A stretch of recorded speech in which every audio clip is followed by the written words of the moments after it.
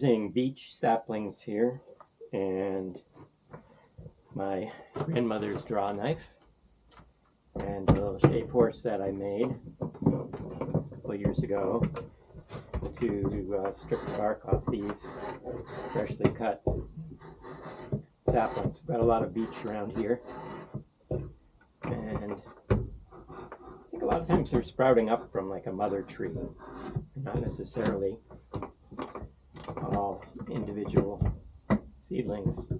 Anyhow, seem to have a lot of them, and use them for this project, which is the bench I'm making.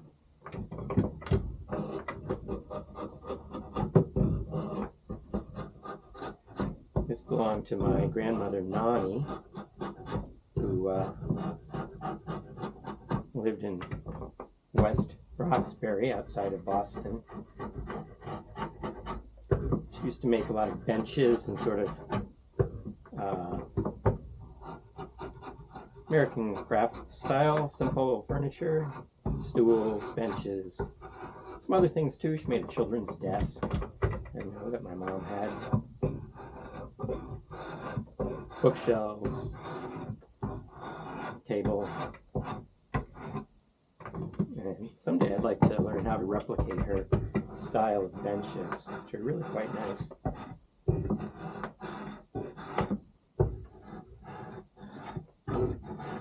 If you're new to my channel, welcome to Back 40 Bushcraft, and I'm your host,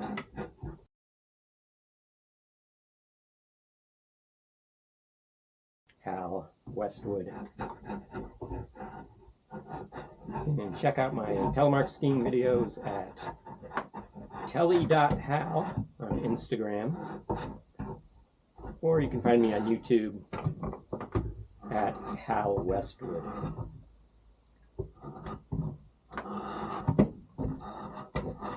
So once I'm done stripping the bark off here, I'll get to the next little step. And you might wonder why I'm stripping the bark off in the first place, and I'll tell you why. That's because when wood rots, it typically rots in between the bark layer and the heartwood, which is that soft layer that carries moisture up and down the tree.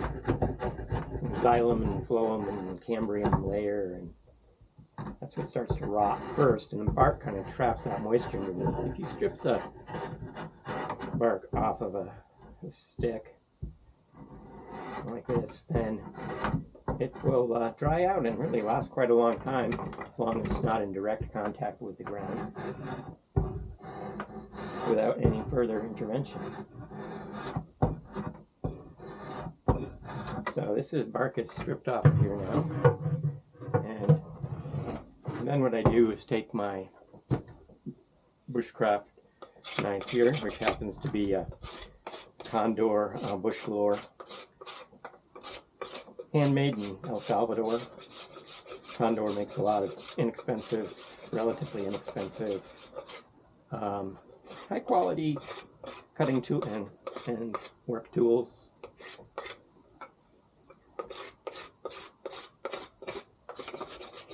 So I'm using the kind of sharp 90-degree spine on the back of the knife to get rid of some of this, more of this kind of inner bark layer, which on this right now shows up as a light green color.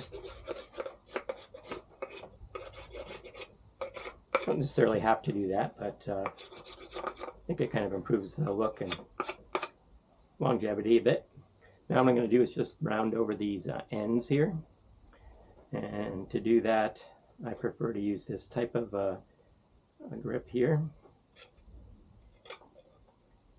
Being careful not to slice into my thumb. And this actually is less dangerous than it looks once you get the hang of it. Not necessarily recommended for beginners. Beginners might want to do it this way. Pretty safe. Or this way.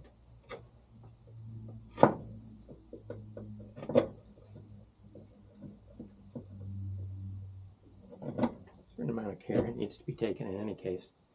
I think this is actually the best way. And rounding over these ends will make them less sharp because these are going to be the top part where you're sitting on. Also keeps the ends from splitting.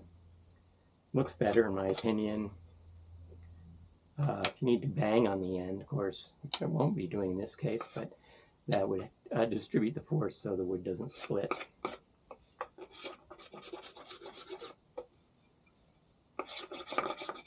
Okay, that one's done. I need 16 of these for the project. So I'm more than halfway there.